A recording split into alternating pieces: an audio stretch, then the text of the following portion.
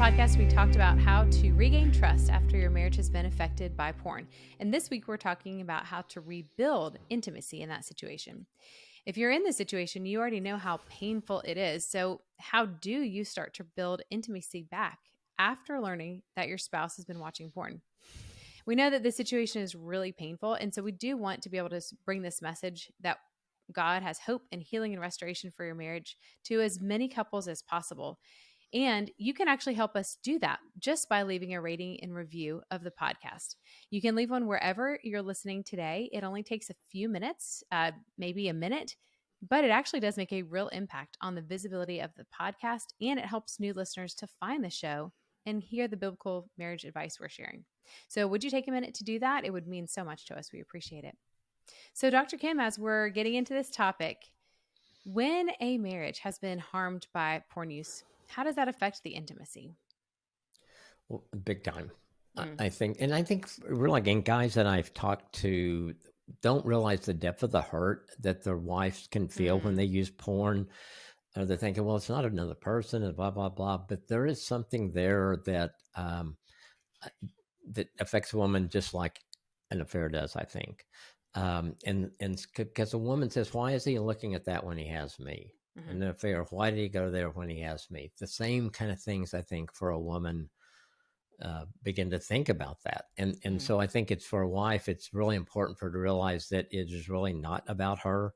It's not about that God made her perfect. God made her fully able of satisfying her husband, being in a relationship with him physically. It's his sin, and whatever that is, or wherever the roots of it are. And so it affects the intimacy. I think the more a husband is repentant, remorse, certainly that's a big part of the healing.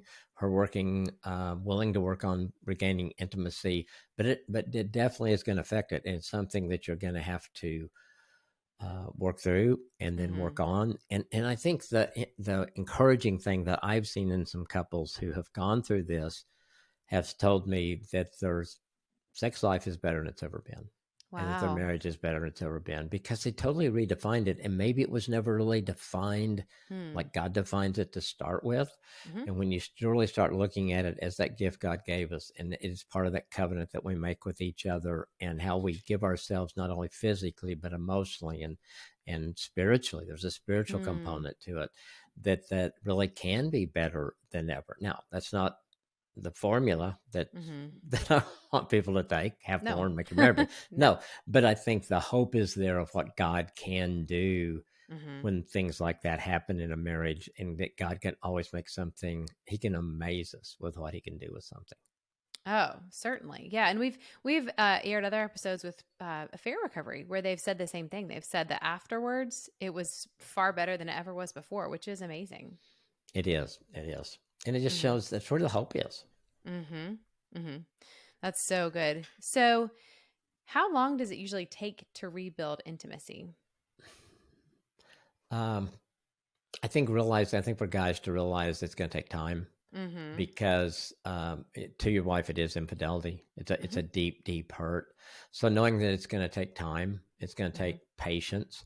It's not something you can rush or put in a timeline. People sometimes will ask me when they came, well, how long is this going to take? Or, I don't know. I really don't know. But I know if you're seeking God, I know it will happen. I just don't know what the timing is, because there could be past baggage. There could be all kinds of things that this brought up that need to be healed. And so healing from any kind of infidelity is a gradual process. I think counseling helps a lot in this, because you've got someone that has experience to kind of move you forward, help you if you get stuck, give you tools that you need along the way. Because really, in working with people where this has been an issue, I mean, yes, overall, it's kind of the same thing that we do in counseling, but there's also those individual things that person needs, and people can get stuck at different places. And sometimes if you've got a counselor, they will help you get unstuck. They can help you get unstuck, where sometimes I've seen people that have come to me maybe 4 or 5 years later, and they got stuck 4 or 5 years ago, and they're still stuck because they didn't have anybody to just kind of help guide them through that. So I think that's really important. Are there any underlying issues in the marriage that contribute to this that have to be dealt with? And just realizing that as this God rebuilds that he does want to rebuild it where there's that connection in all those areas, not just the physical, but the emotional, the mental, and spiritual all have to be a part of that. So Mm-hmm. kind of a long answer to say it takes time, it takes Mm-hmm. effort, it takes intentionality, and there's always hope. Mm-hmm. Mm-hmm. Yeah, and I think it's kind of this kind of the other side of the coin. When we just said that your marriage afterwards could be better than before, that's assuming you've dealt with all the junk that was, preceding the porn use, preceding the affair, preceding whatever crisis. And so on the other side, that does mean it's going to take a little longer because it's not just stopping and rebuilding trust, it's also dealing with whatever sent you there in the first place. Absolutely. And sometimes we don't even realize what Mm-hmm. that is and Mm-hmm. and what was there, or maybe we think that we had dealt with it, or maybe we Mm-hmm. discount something. Well, that happened when I was 12. How can that be Mm-hmm. affecting me now? Well, it can. Mm-hmm. And so it gives you a chance, really, an opportunity. And I think that's one thing that I always pray with people and ask them to pray is, since we're working on this stuff, ask God to surface anything else that he wants dealt with now, Mm-hmm. and ask him to heal anything that he just wants to heal and wants us to stay away from. And God honors that prayer. That's good. Yeah. Yeah, it Get it really all out. helps. Mm-hmm. Yes. Mm-hmm. So when we're talking about rebuilding intimacy, are we talking about in general, overall, emotional, spiritual, or sexual, or both? Yeah, I think it's the whole thing. I think Mm-hmm. it's all of it because when Nancy and I got married, I guess at 20 years old, thinking that sex would solve any problem. Mm-hmm. That I put a lot on the sexual relationship, Mm-hmm. and so I think sometimes, but if you see a couple that's all they have is sex, Mm-hmm. then that's not enough. Mm-hmm. I think so, if there's a point in our life when we're younger, maybe, and hormones are crazy, we think, well, sex is all we need forever. Right. Anything will describe sex and everything will be okay. But God has so much more for us than that. And he wants a sex life to be Mm-hmm. good, but he also knows that what happens the other 23 and a half hours in the day, how you treat each other, how you Mm-hmm. connect, how you're connected emotionally, how you get on the same, you learn about each other, how you grow together spiritually, that all of those come together to make the sex life that much better because you're connected Mm-hmm. in all these other areas. And so it's kind of like icing on the cake. You just can't have it be the cake, Mm-hmm. Yeah. you No, know? it's not. It doesn't really work to have icing as the cake. No, no, no. Yeah. And I think it's hard too for like Christian couples who have pursued purity before marriage because it does kind of put it on this pedestal by default or by accident. I've seen it happen a lot where it's like, oh, once we can do that, everything will change, but it's Yep. just a part of it. It's a part of the whole relationship. It's not separate, which is great, and that's how God designed it, but it's also a little more complicated than, movies would lead you to believe. Yeah, I don't think there's anything that gives us more desire than that time. If we've chosen to be pure before we're married, Mm-hmm. that time of waiting, for a guy, there's not a whole lot else that comes into your mind except Yeah. getting past the wedding, Yeah. getting past the I do's. Yeah. Do we have to go to the reception? Things like that. Yeah. Yes. So yeah, and I think that's just part of it, depending Mm-hmm. on how we are, the circumstances we're in, and God understands all that. He wired us that way, Right. but he doesn't want us to get stuck there. He wants us to know that there's more. Yeah, absolutely. Yeah, and you're right. I have heard that perspective too. That like get it, just make it to the wedding night, and it's really hard to not sort of put it on a pedestal when culture is saturated with sex, but then the church is pretty silent a lot of the time. So Yeah, it's a wide disconnect there. yeah. I think we never, in our premarital counseling, they never talked to us about sex at Mm-hmm. all. Mm-hmm. And I think it was it the night before we got married that Nancy's mom asked her if she had any questions about sex. I mean, it's That kind was of like, it. she had talked to him before, but Okay. maybe that was just kind of like, is there anything else we haven't talked about? Yeah. And I think too, what happens in that too, it can be, sometimes you put too much expectations on the wedding night. And Mm-hmm. I think you've Mm-hmm. got to just be realistic that the sexual life in your marriage is something that will continue to get better, that as you Mm-hmm. work on it together and grow that together. And so, um, some people, like I see, they come back from the honeymoon, it was the best thing in the world, sexual relation great, and others are just come back and say, I got sick. Yeah. Oh Yeah.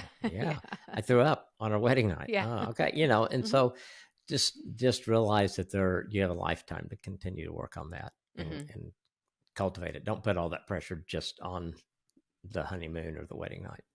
Yeah, that's good. And so we did get a little bit off topic there for a Yes. second, talking about how sex is just a part of the whole relationship. But I think that that's still really on topic in that the process of recovering from porn.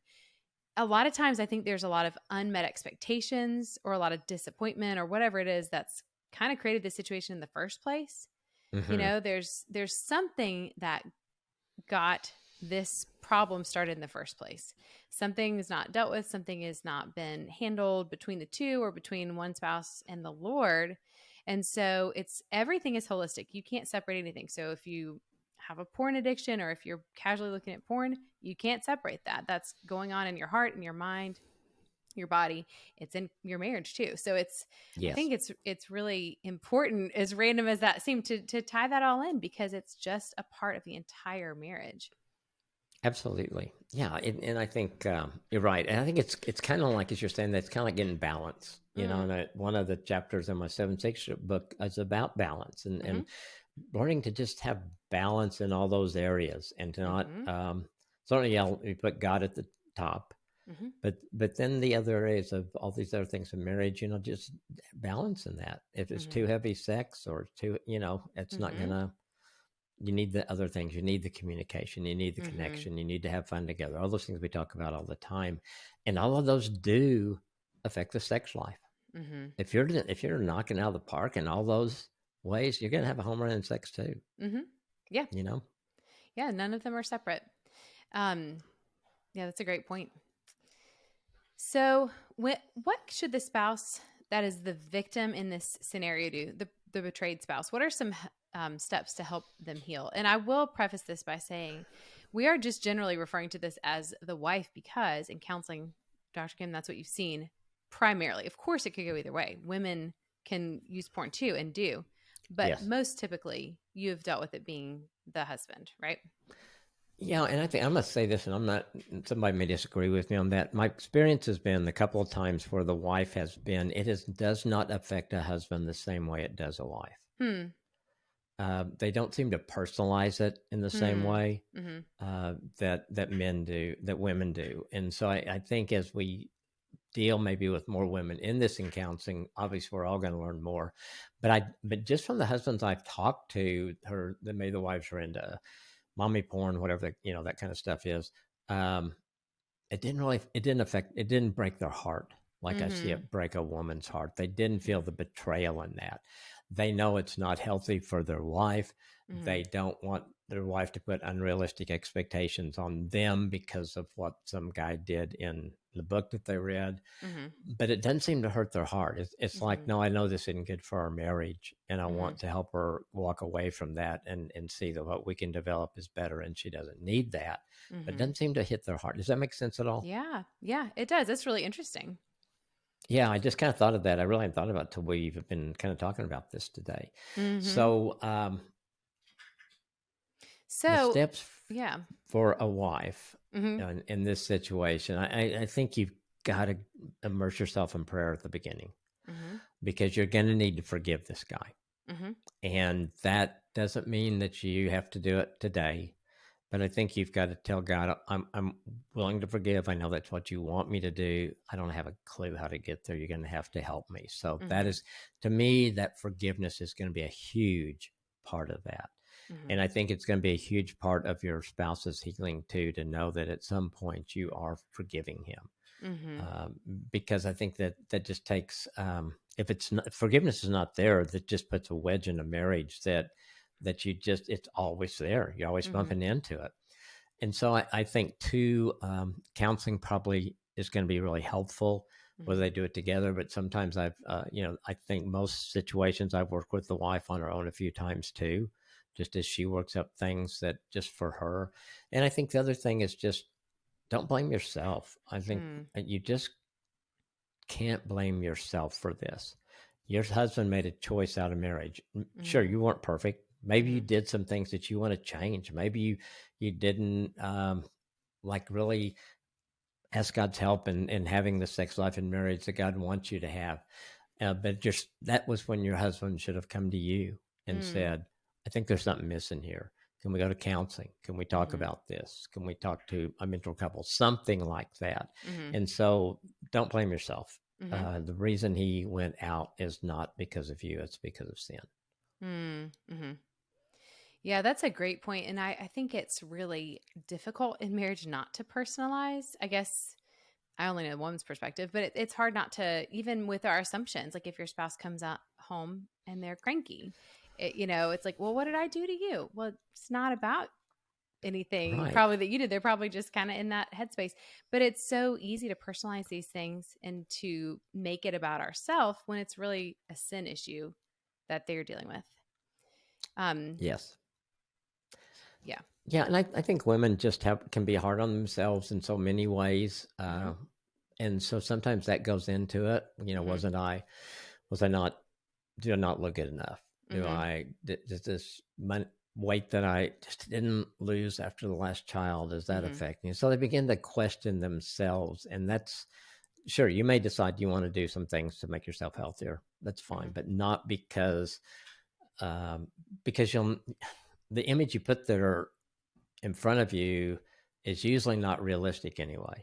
So you're just setting yourself up for failure. Plus, you love each other for who they are. And, we all change outward. Yeah. But there's that inward that I think we continue to see grow and be more beautiful year after year after year. Yeah, that's so good. I think it is tough because I think any woman who's comparing is probably comparing herself to something, like you said, very unrealistic. And we don't have an airbrush in our own personal bathroom, to touch up all the things. We see the real thing, and there's no image out there. There's everything out there has been filtered or doctored, or who knows, any number of things. And so it's just not a realistic comparison. We have to just get out of that game. Absolutely. And our culture doesn't help women in that, I know, at all. In a lot of ways, and I think just your standard is who God created you to be. Yeah. And God made you perfect for the person that you're married to. And so the comparison game that we can all get into, especially I think in the world we live in, it never helps us. No. It's different comparing than setting goals, Yes. And so you've got to be able to separate those out. If I want to be healthier in a way, and I think if I lose 5 pounds, that's going to help me be healthier because my doctor and I talked about it. That's not culture driving. It's you saying I want to be the best that I can be, and I would steward my body the way God wants me to. But when it gets to be comparing yourself, like you were saying, first time I realized, I was watching some documentary years ago, and they had some supermodel. And she was a beautiful woman, but then they showed what they did with her pictures. Oh, wow. And how they trimmed her and all this. And I thought, oh my gosh, no, nobody can ever live up to that. This woman that people would say is just almost perfect in the world's eyes got airbrushed. Yeah. I mean, Yeah. So I don't know what she did when she went out in public, because you can't carry an airbrush with you. So maybe you can. I don't know. Yeah. Yeah, I think the one important thing too to point out about comparison and porn is that they are both objectifying people, which is anti-Christian. I mean, Jesus creates us all as individuals, as humans in his image. And so when we have a person that we're using as a comparison, we've objectified them just like porn has objectified them. And that's a sinful approach for any person to view them as an object. Absolutely. So after taking some of those steps to healing, what should a spouse do if they're still worried that their spouse is using porn? I think you again, like we talked about a lot in the last episode, you've got to look at their heart. Is God really changing them? Most people, when they're confronted with it, deny it, at least at first, even if you've been caught. You're supposed to be working on it, deny it again. As opposed to I think when you really see a heart change, we talked about it last time, I think it's when maybe the husband does slip, and so he confesses that again to his wife. Well, that's part of a process, but it's different if he's acting like he hasn't and then he does. I think you want to continue to have a lot of conversations through this. I think it's a conversation of, I know you put all these things in place, but I just still have a feeling. I think that you are. Mm. And then your spouse, I think the right answer for him is this: what else can I do? Mm-hmm. If he gets mad or whatever, then I don't know. But I think you're Mm. looking for him to say, I want you to be safe in this. Mm-hmm. I don't want you to spend time worrying that I'm into porn. What can I Mm-hmm. do to help you? And so being honest with each other through this whole process is so important. Um, I think sometimes we've kind of talked around this, but sometimes we just, okay, the problem is porn. And so Mm. we're going to lock down so he can't get to porn and all that Mm-hmm. kind of stuff. But is there something else behind that? Is Mm-hmm. there other problems that cause that desire for porn? Is that a place that he went early in his life, maybe teen years, Mm-hmm. as a stress relief or whatever it was? And so those kind of things have to be dealt with too. And so if you're not dealing with that, then it may be time to say, hey, why don't we go to a counselor? Why don't we Mm-hmm. get a counselor involved in this? Or, you talked to those people about that group online. Would you go ahead and go into that Mm-hmm. and just try it for a month and see what happens? Things like that. Because I think if it's most of the problems with porn are going to predate the marriage. Mm-hmm. In most instances, I don't know if I Mm. had worked with anybody that told me, okay, we were 5 years into marriage and I looked at porn for the first time. I don't think Right. that ever happened. And Mm-hmm. especially in the culture we're in today. Mm-hmm. Um, so I think it's just that communication, working together as a team, talking to each other about it. And at some point you have to say, if her husband really is doing all of those things and you really are seeing God change him, at some point you got to accept that. Mm-hmm. And then I would ask myself, if I was that woman, why am I still worrying? Mm-hmm. He's doing so much more than I thought he would. I'm seeing changes in him, not only with me, but with our kids, or when we're out. I don't see his head spinning around when a cute waitress walks by. Mm-hmm. Things that you're observing that he is really changing in. And Mm-hmm. so at some point you're going to have to say, yeah, God really is working in him. And Mm. I'm not going to worry about it anymore. I'm going to leave Mm-hmm. him in God's hands. That's so good. That's so good. And I like the way that you suggested to bring up the conversation too, if you do need to, because it's kind of takes us back to our team approach that we talk about, where it's not with blame or it's not with, like monitoring. It's just with having a good conversation. Yeah, because if you're really seeing him do all the right things, then you got to own your worry. You got to come to Mm-hmm. him and say, this, I'm still struggling with this. Can we Mm-hmm. talk about how to help me get past this? Because I want Mm-hmm. to trust you again. I don't want to Mm-hmm. worry about you. If you're on the right track, that's a waste of your time Yeah. and Yeah. energy. It really Mm-hmm. is. Yeah. And it's not And I going to think get the you. enemy gets hold of that. Yeah, the enemy gets Oh, hold of yeah. that and says, "Oh, I'm gonna keep you." Yet, how do you know he's not? Well, Right. because I see him in his quiet time every day, and I see what his heart. I see how he's treating other people. I see how he's acting when we're around other women that I didn't Mm-hmm. see that before. Yeah, Yeah. stand on that truth. Mm-hmm. Mm-hmm. Yeah. And the worry will not get the closeness and intimacy in your marriage No, either. no, you're gonna keep your wall up Yeah. Yeah. for sure. So going off of that like thought life, do you have any tips for dealing with intrusive thoughts or the worry that a spouse is thinking of other images or of porn during sex? Yeah, I don't know how to just tell someone not to think that, and Mhm. I think it's another thing you talk about. Mhm. And I think the husbands to say, I put these images in my mind that I wish I hadn't. Mhm. Sometimes they flash back, but I promise you, if they flash back, I am not dwelling on them. Mhm. I'm focusing on you. I'm focusing on what rebuilding. And so have that conversation ahead of time, Mhm. because you don't want a wife as you're trying to rebuild your sex life, thinking the whole time that you're thinking about some image Yeah. that you saw, and to just be able to say, they don't belong in our marriage. I don't want them to be there. I know the enemy is going to still tempt me with that because I've just opened a door that I Mm. should have never opened. Mhm. But remember, temptation's not sin. And when Mhm. those images come, I'm dismissing them. And Mhm. I think, and what I've seen, the more you dismiss them, the less they come back. It's Mhm. just like, okay, that didn't work, Mhm. and you don't give them credibility like you did in the past. Mhm. And as you're building intimacy or rebuilding intimacy with your spouse, and the sexual relationship, and you focus on that, I think it helps those images get farther and farther away, because you realize that was such a cheap imitation of sex. And what I have here with this woman God gave me in marriage is so much better. So much better. It's not even compare to that junk that I was looking at. Yeah. Yeah. It's totally different thing for sure. Yes. That's good. And I think that what you said about dismissing the images would probably work for both spouses in that situation. Do you think so? Yeah. Yes. I think so. Because I don't want, if it was me, I wouldn't want Nancy thinking about or even like for a woman that's read some mommy porn or something. Well, you don't want this whoever in the book to start thinking, oh, that's my husband, or I wish that was my husband, or I wish, pretend that this guy. That's not healthy either. No.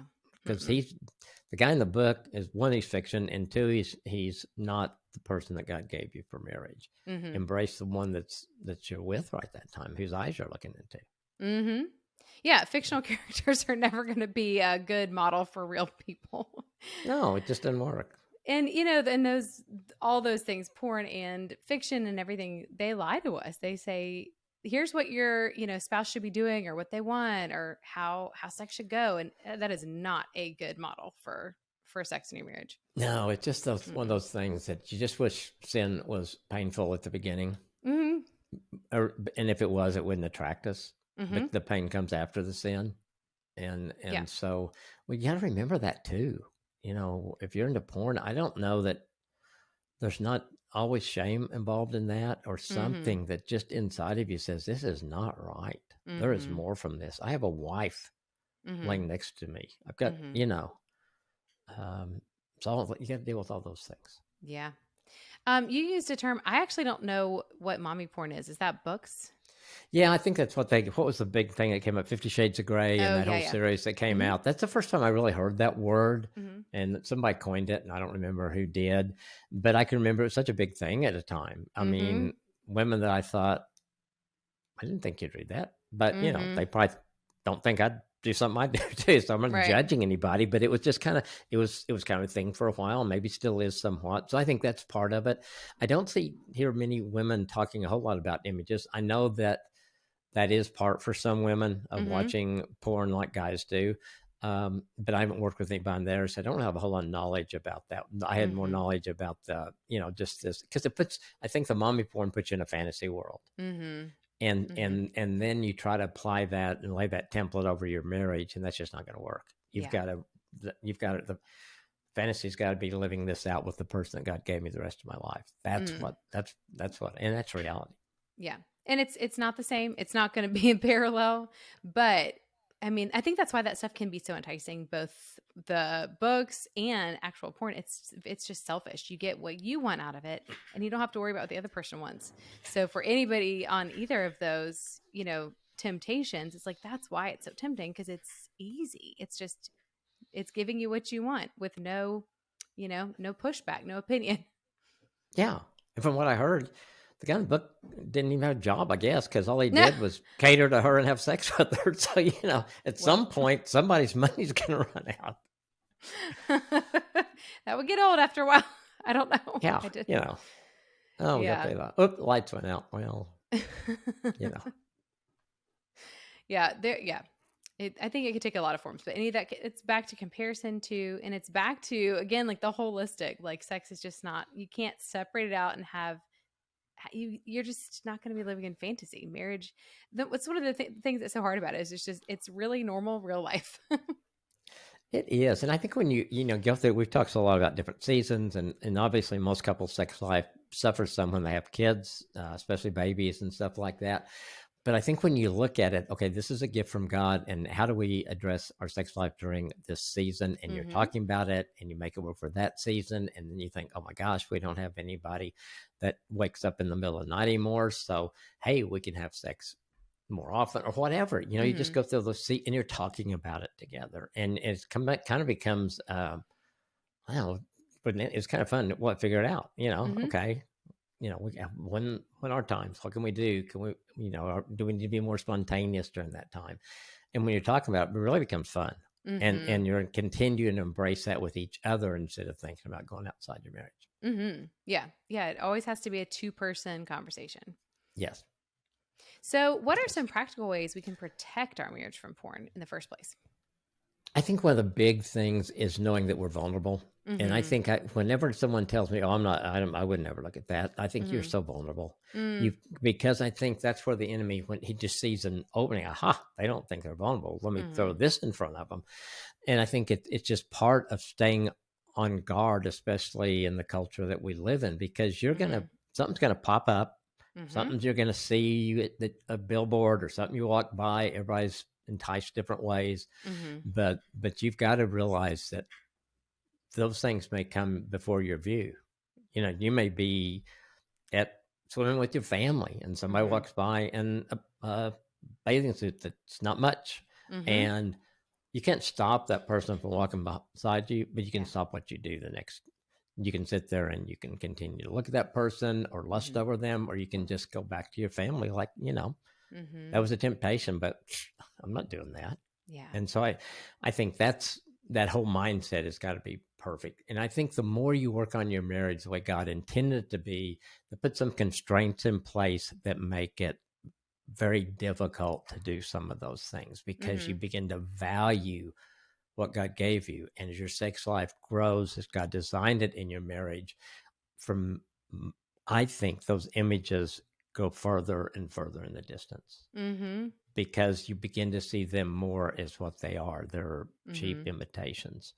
And what you have in front of you and you're developing together is God's plan. And it's so darn good Mm-hmm. that you don't want to go back there. Mm-hmm. But you've Mm-hmm. always got to remember that you're vulnerable. I think it's so important. Yeah. Yeah, absolutely. And I think too that we know that we have an enemy who wants to destroy us and tear us apart. And I think he preys on vulnerability. I know Absolutely. that Brian has said he said in the past, he said, I don't know why that sometimes when we're in a fight or we've had a lot of tension in our, between us that week, he said, I will have more random strangers, women, just make a little casual conversation out in public. I'm like, that just sounds like the devil, doesn't it? Like just having these Absolutely. little Oh, yeah. moments. Yep. Yeah. Look how much she likes me. She thinks I'm pretty good. And Lindsay just Right. slammed the door in my What's hand to wrong with get out of her? here, Yep. you know? And so, yeah, you've got to realize that. And Mm-hmm. I think we have to be aware that there's an enemy that is after us. Mm-hmm. And one of the things he loves to destroy is Christian marriages. Mm-hmm. And I think you just got to be aware of that. So when those things like Brian's out and those happen, that he knows, you think you're Mm-hmm. going to get me here. Well, Mm-hmm. I know I'm vulnerable. And that did feel good for a second, but that's it. I'm on. Mm-hmm. I'm back. This is my wife. And I'm Yeah, going to because go back home and we're going to figure this out. yeah, because it's those little things. It's a person next to you on the beach. It's so easy to rationalize little things, like a little comment with a stranger, looking at that person on the beach, whatever it is. But that stuff is just an inroad for the enemy.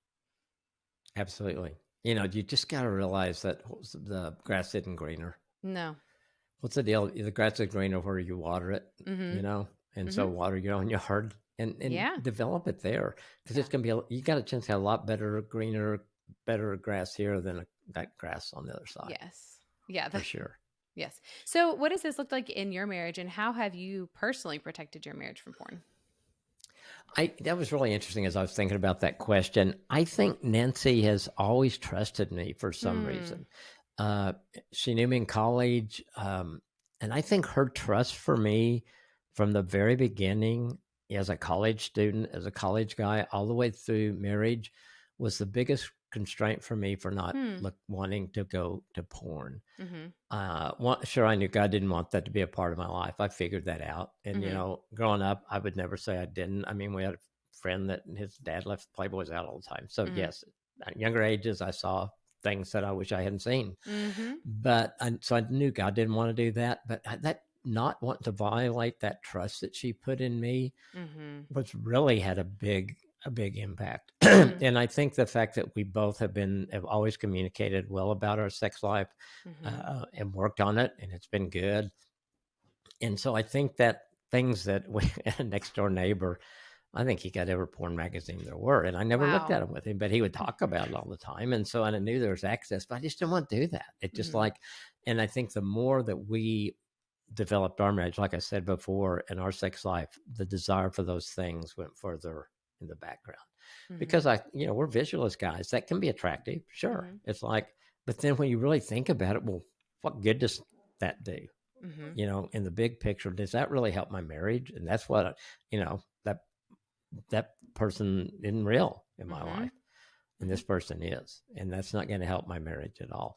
So I think that for me has really been that, and then accountability, having guys that I'm accountable with, and just the prayer that I pray consistently is that my sexual desire is only for dancing, and God has Mm-hmm. honored that. And Mm-hmm. not that I've never been tempted, but there's a big difference in being tempted and acting. And so, Mm-hmm. with God's grace and Nancy's trust, I think that's been a big part for us.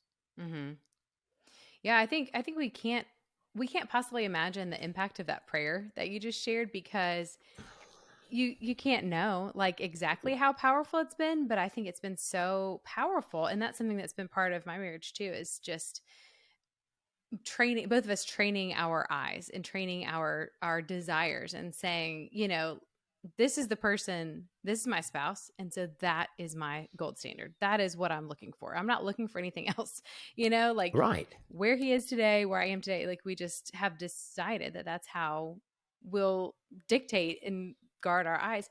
But I think it's cool too, because it's one of those prayers that's very biblical, because you know the scriptures talk about keeping the marriage bed pure and keeping your Mm. sexual desire within your marriage. And I know that whenever we pray right in line with scripture, that God is moving in that prayer. And so it's cool to see that that's been something he's faithfully answered in our marriages. Yeah, I think is it a I know Solomon wrote it, but it's Mm-hmm. when it talks about letting the breast of your wife of your youth Yeah. satisfy your whole life. I mean, Yeah. that principle is there. Mm-hmm. This is the one I gave you when you were young. Mm-hmm. This is the one that I give you to live life with all the way. Mm-hmm. And I love that he puts a sexual component in that, because Mm-hmm. that just says the whole thing there. I think Mm-hmm. this is your sexual partner for life. Yeah. And This it's is the one also, you continue to invest in. yeah. And it's an instruction. It's not like, oh, this will happen to you. It's saying, let this be what you do. Yeah, exactly. And so I think, there's so much wisdom in the Bible if we Mm-hmm. just heed it and Mm-hmm. not just think, oh, that's nice, but I'm going to do what I want to do. Mm-hmm. Do what the Bible says, and you're not going to go wrong. Yeah. Yeah. We can't separate, you know, God from any of these practical applications. He knows how he created us. He knows every temptation we've ever faced. So we need to stop acting like he doesn't know and trying to keep him, in the dark. Yeah, I mean, when you really think about it, okay, God created marriage. He has a plan for marriage. I mean, who's going to have something better? Mm-hmm. I mean, he's the creator. If I created something, I'm going to know that better Mm-hmm. than anybody else will. And I'm going Yes. to know how it works best and what's best for it. And that's what God does for us. And Mm-hmm. it's I don't know. That's where the enemy gets in our way, I think. Mm-hmm. And lets us, just like he did with Adam and Eve, there's a better way. And Mm-hmm. did God really say that? That thing that he said to Eve, Mm-hmm. the serpent said to Eve, did God really say that? And I Mm-hmm. think that resonates in our minds a lot. Oh Well, yeah. did it? I think that was in the Bible. I must have misread that. God, so I'm going to do this, and that's Mm-hmm. just not, it's not going to work. Work Mm-hmm. short term. It really didn't work short term, but we think it does. But Mm-hmm. long term, it's not going to work. Yeah. Yeah. So, what final piece of advice do you have on rebuilding intimacy after porn? I think, I think it takes work from both. The work's different. For the husband, it's building trust back. It's being accountable. It's being trustworthy in ways that maybe you weren't before. Mm-hmm. For the wife, it's being willing to say, I want this in my marriage. And yes, it's going to be a struggle at times, maybe at first, but I want to do that. It's putting God in the middle of your marriage. I think you can pray to God to make your sex life better. He's not going to go, oh, I can't believe they said that. No, he wants it to be better. You can pray together for him to help you to make it better, to have eyes only for each other, those kind of things. And so I think part of that whole thing is a wake up call to invest in your marriage Mm. and continue together to build something that you both cherish. Mm-hmm. And I think that's where, again, you see God turn something that you thought was so devastating, and it was at that Mm-hmm. time, that he can turn it around to make something beautiful out of it. And he does. Oh, that's so good. That's a great place to end today. Very encouraging.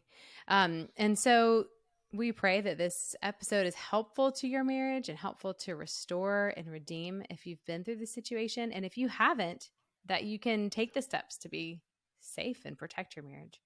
Next week, we have 2 interviews coming out that you will not want to miss. The first one, Dana Gresh shares her personal story of recovering in marriage after finding out about her husband's porn use.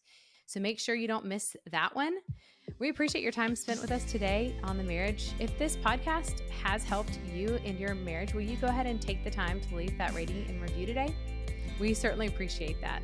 Have a great day and do something awesome for your marriage today.